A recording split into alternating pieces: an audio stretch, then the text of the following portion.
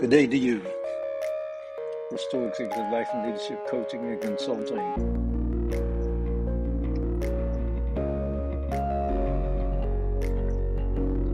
Dr. Dennis L. Waters here.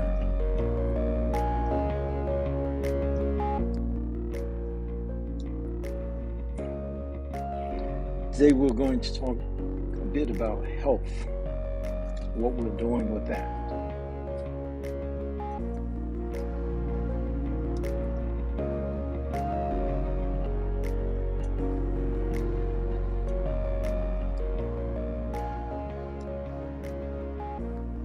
So I just want to alert you that we're going to have a session on health.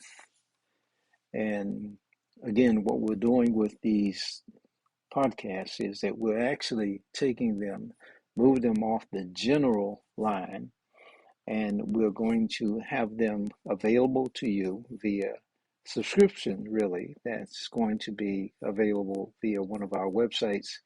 You will be able to log into that via the subscription, providing us with your email. Some of these will be only by virtue of being a member of that particular site and that particular program or that particular set of courses. One of the things that has happened to me over the course of the past few years has been the realization that there are particular situations and particular challenges that are faced by African American males who are above the age of 40. And what takes place is that there's such a thing called prostate cancer, I believe is the pronunciation of the name. This has to do with individuals, as I said, who are African American males who are above that particular age. And it seems that we are, and I am one such individual who is of that age. I just celebrated my 7th anniversary of this rotation around the sun. And so I'm one of those individuals.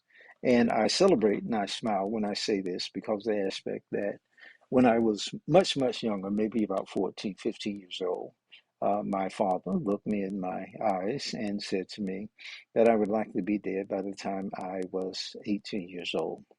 I'm thankful, as I said, that I've reached the age of 70 years old. And so this idea of someone being able to say, what's your day certain, even if that person is a father, a doctor, or whatever, they may have something that they are saying, but that does not mean that you have to agree with them.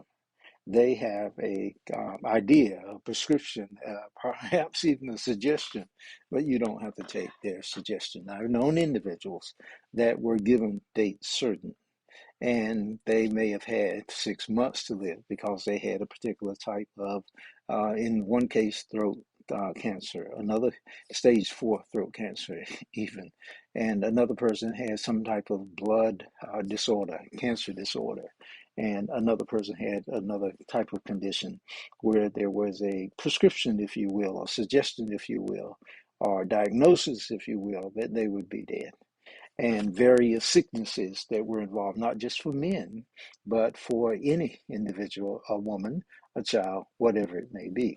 And you have to look at what they're saying in regard to, when I say look at it, I mean consider it in your mind as to what they're saying. What is becoming very, very clear is that there's a relationship between the spirit, the mind, and the body, a relationship between the spirit, mind, and the body. And you consider that spirit and mind has a unique particular relationship, and that relationship influences the body. The relationship, get what I just said.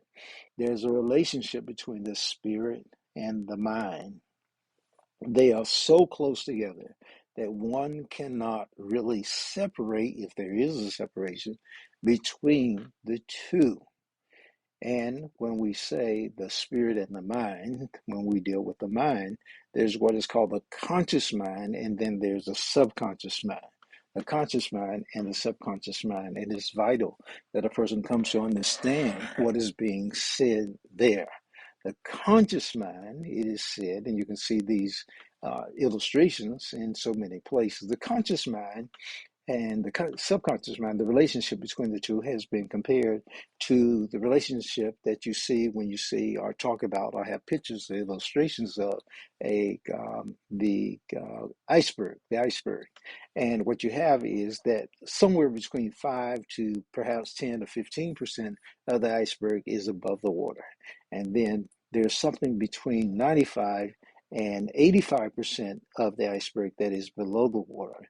And this idea is that what is above the water is very small, and that the major part of it is below the water. And that many times people are just paying attention to and giving direction to what is above the water without paying very much attention to what is below the water. And in the Bible, the particular statements that are made when it says, as a man thinking in his heart, so is he. That is a statement about the subconscious mind, or some may call it the subjective mind. Others may call it the unconscious mind. That is what is being talked about in regard to that. And so the Bible, when it says, let this mind be in you, which was also in Christ Jesus, that is, again, the unconscious mind. And when it speaks of the renewing of the mind, that is the unconscious mind. And the relationship between the two is so important that an individual has this unconscious mind. What takes place in regard to this is that the conscious mind, that a person is actually bringing something in and they may be able to actually see it. But the conscious mind is limited in the processing of data, in the processing of information.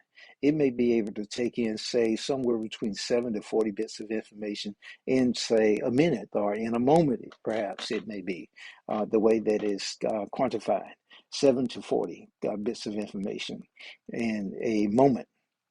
And the subconscious mind, individuals not really sure. There are all kinds of guesstimations that are done as to how fast it is processing information.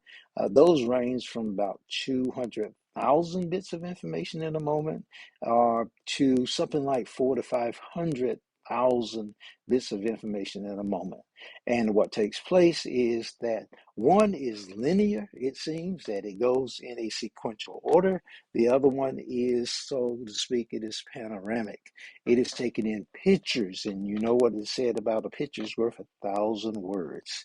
And that is taken in pictures. It is taken in a panoramic view.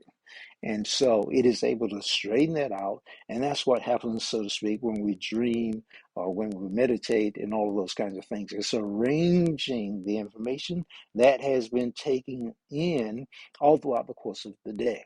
And the conscious mind does not necessarily become aware of what has been taken in by the subconscious mind because it's coming in by a subconscious channel, so to speak, if there is such a thing. Because the subconscious mind is taking in from all of the senses. It's taken in through sight, it's taken in through sound, touch, feel, all of those kinds of things, all at the same time. And it's all coming in.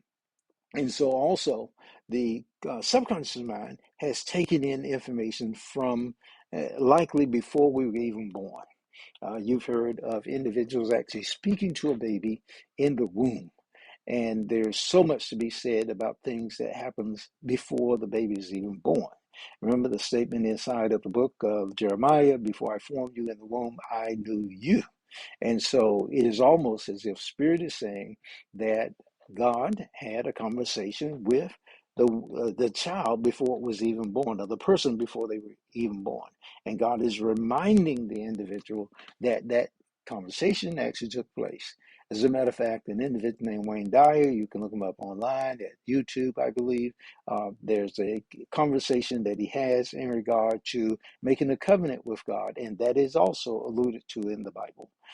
The prophet and king David and the psalmist David actually has in Psalms 139, where he talks about this entire idea that the entire life of an individual is written in the book of God, in the book of life, if you will, before a person was even formed in the womb.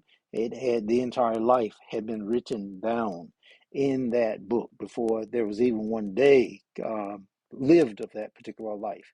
And so when you consider those things, you can either dismiss them altogether or not think about them, or you consider the truthfulness of that idea that one's life, according to the life that God would have us to live, or according to the life that we actually are living right now, whichever way you want to see it. Some people may feel that they have been forced to live a life that they do not want.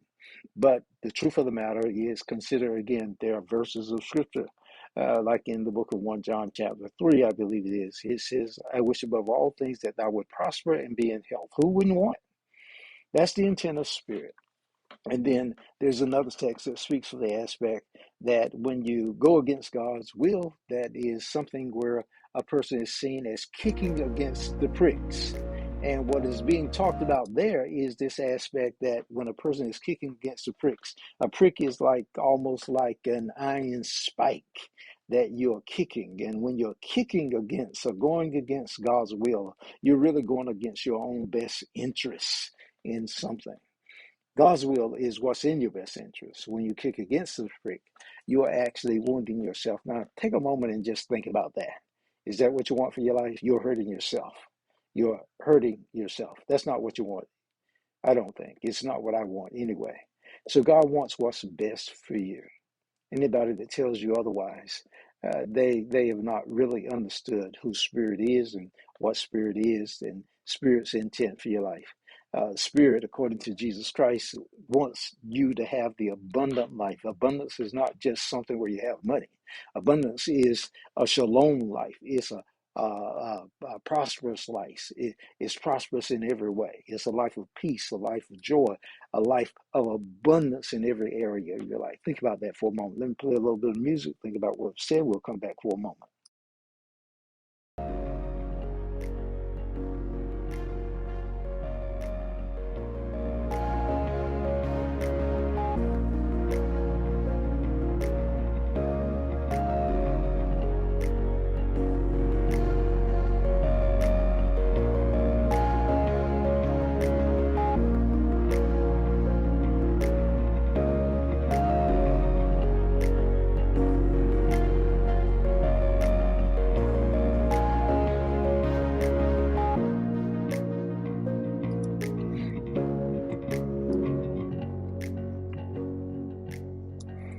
So when we speak of the aspect of working with this aspect of health, what we're looking at is really still universal. We're working with that all along in regard to universal for individuals. Um, but we also want to pay attention to those who are of African descent and those who are African American, because that is one of the things that I am, and I'm working with that.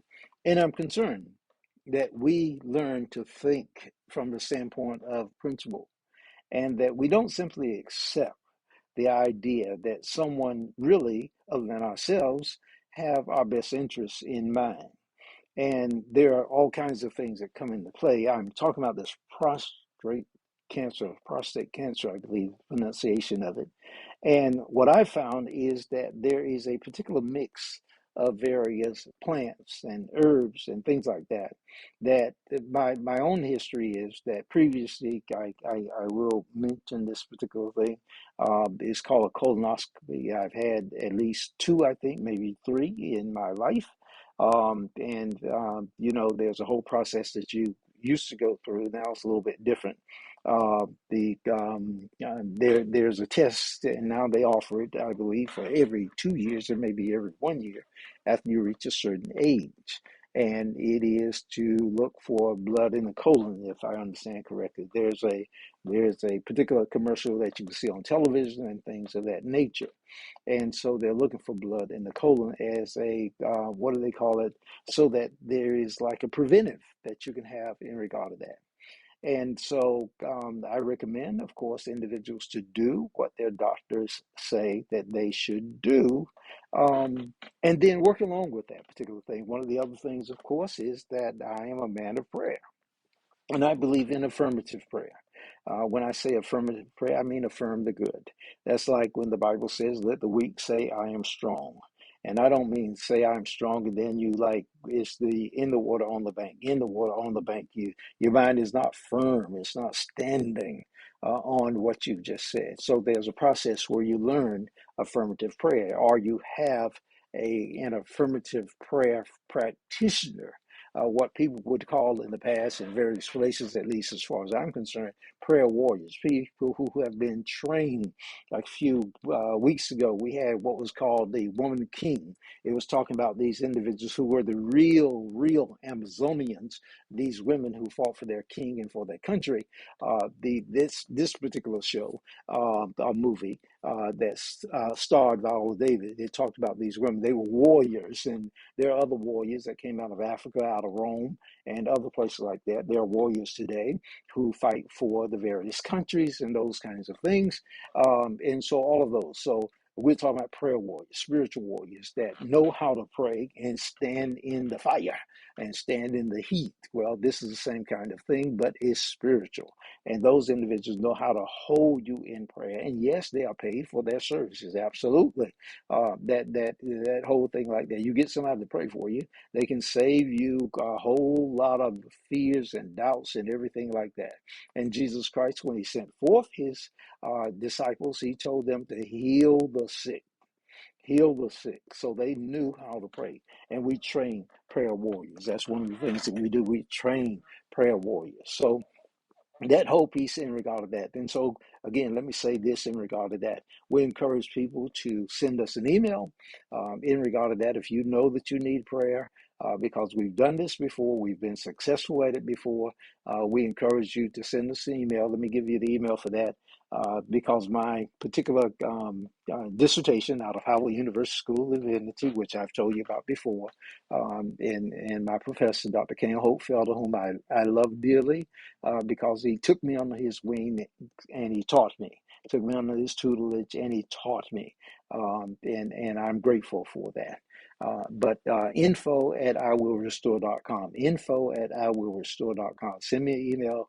Put in your prayer request. It may be for you. It may be for someone else. It does not have to be for the fact that you are sick at this particular point. And please, it's so much better not to be sick. Again, preventative. My parents used to say, an ounce of prevention is worth a pound of cure. Don't wait until you're about to die. If you can avoid it, if you can avoid it, I mean, be preventive in regard to that. Augment, change your diet and everything like that. If the doctor tells you that you don't need to eat a lot of sweets and you don't need to have various kinds of things that you cook, or what you cook it in, all of these kinds of things, take note of that. We have all kinds of information in regard to that. You may need to change your diet, that you eat more vegetables. My parents used to say, collard greens and things like that. Yes, please. Get a diet that works for us. This is not the 1950s, where I was born in the 1950s and stuff like that. This is not that time. So, we can do better. We can do better. And when it comes to this thing of prostate cancer, then the entire thing that we're working with in regard to that is that, again, we're taking responsibility for our own lives, whether you're black, whether you are of another ethnic group or whatever it may be. We're taking responsibility for our own lives. We're taking responsibility for it. Nobody's doing it to us as much as we're doing it to and for our own selves. So let's be very clear about that. So we're talking about, first of all, spiritual growth. We're talking about emotional, mental, physical growth. We're talking about the aspect of our health, our physical health in regard to that. So we're working with that. And then let me say this in regard to that, because my particular story, as I said before, is that I had at one time I think it's called a PSA. I don't have my thing here, but a PSA, let's say it was like 6.4. 6.4 was the rating after doing a test. It was 6.4, PSA 6.4. And then I do a particular mixture. I won't tell you what's in it at this particular time, but you can find it online. And this particular mixture that I do, I put a few things together, and I'm smiling about that as well. And over the course of, I think it was like 6 months, when I went back and did that again, it had come down to 6.1. So when I showed my wife that, who's a nurse, and I have that, I can show it to you. I can, if you email me, I'll show you the information that I'm talking about. That's what we call proof of concept. Proof of concept. So I'm not just talking in regard to that actually happened. This I didn't take the test myself. This was done by my medical professional. Let me put that to you that way. And so I use the particular item that I'm talking to you about. And this is an item that I've not done a lot of talk to anybody about. But again, individuals are dying. Individuals are dying as a result of this particular item. And they say more African American males are dying as a result of that. So if you want to interact with us and talk about that, let me say another thing, as I've said before. One of my items concerns are veterans, veterans of all groups, of all groups. The idea, and again, you can research this online, concerns veterans who are taking their lives.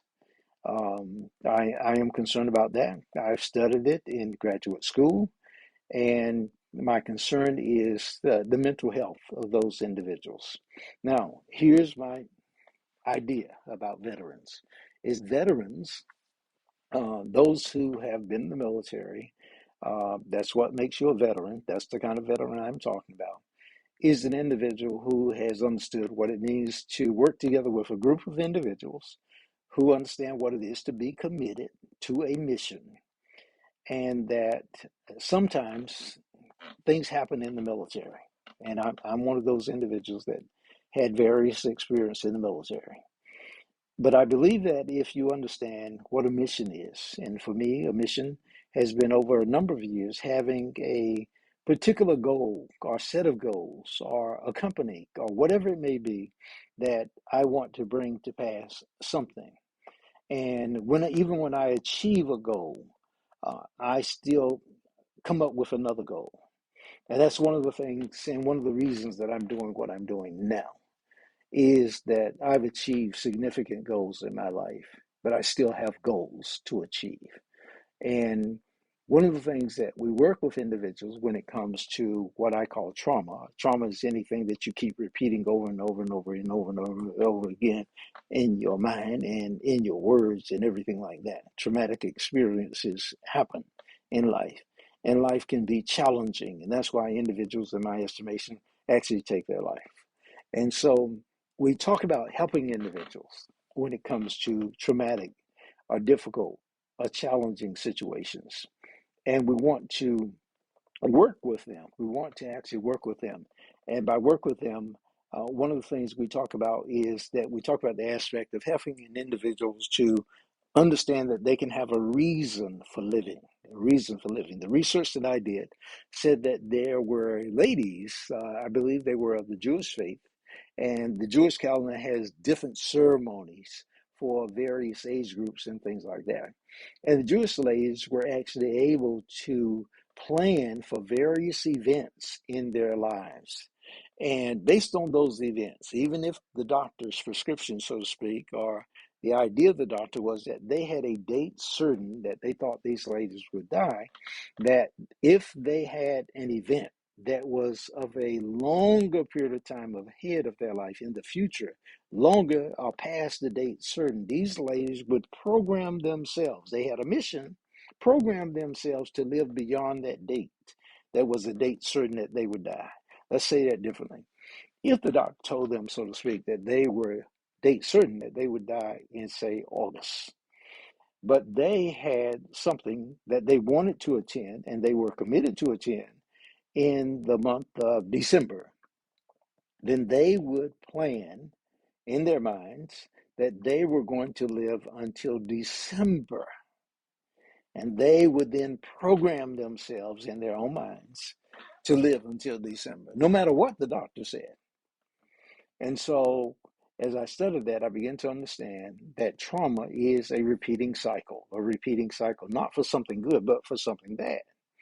And they kept on repeating that, repeating that, repeating that.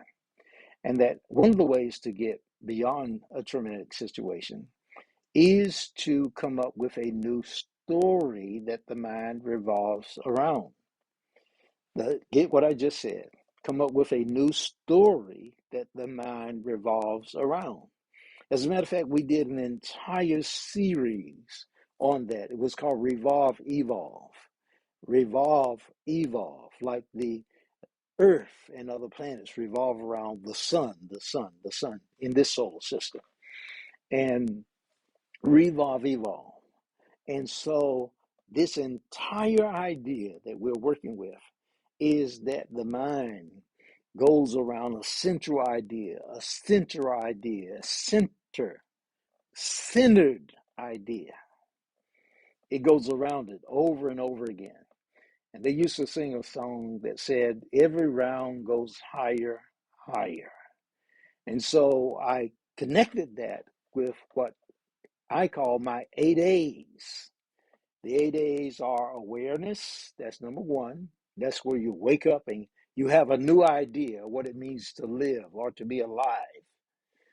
And the second one was the acceptance. You accept that you have a reason, you have an identity in awareness, and then you accept that idea.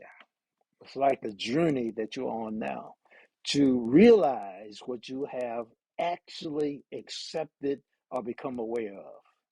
You have an acceptance of this is what my life is going to be, or this is what my life is. This is the reason why I'm here. You're no longer defined by the trauma or it happened to you. You're no longer defined by that anymore. You accept the new idea. The third one is assurance. You are assured that this is your life. And then remember, every round goes higher, goes higher. And then there's adoration. You begin to celebrate this new life, this new you, this new purpose. You're celebrating it. The fourth is this idea of adoration. Adoration. So you have awareness, you have acceptance. The third one is assurance. The fourth one is the aspect of adoration. So assurance is the aspect that you have accepted it. The third one is, I may have gotten it a little bit wrong, but the third one is assurance, is that you become assured or you have faith in the aspect or you stand firm in the aspect that this is your new life. And then the fourth one is adoration, which is the whole aspect of celebration. I call that liminal space. You're beginning to live that life in your imagination. You're beginning to live it in what we call liminal space, and you're just beginning to live it. It becomes your imagination. You dream of what it's going to be like to be fully in, and you are visiting that place over and over again. It's like a celebration. It's a celebration. You begin to come in contact with individuals who know what it is to be who you fully believe you are. And then the fifth one is association. You begin to be with those individuals who know what it is and they encourage you to be who you say you are. All of this becomes more healing. And then you get an assignment in that space. Assignment. You got work to do in that space as the new you. As the new you. You got work to do. And then there's accountability for the work to do and for the you that you are.